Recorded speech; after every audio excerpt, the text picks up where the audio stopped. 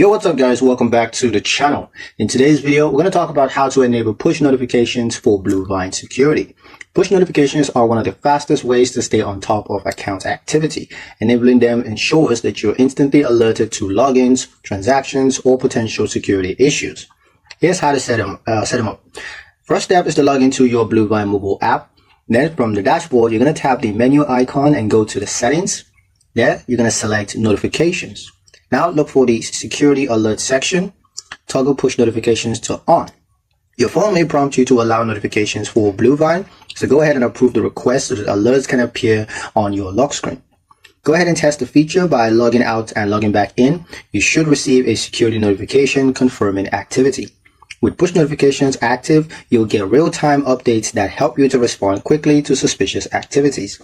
And that's pretty much it for the video, guys. Hope you liked it. Hope you found the information here useful enough. If you did, like, share, and subscribe for more helpful tutorials. Thank you guys for watching, and I'll see you in the next one.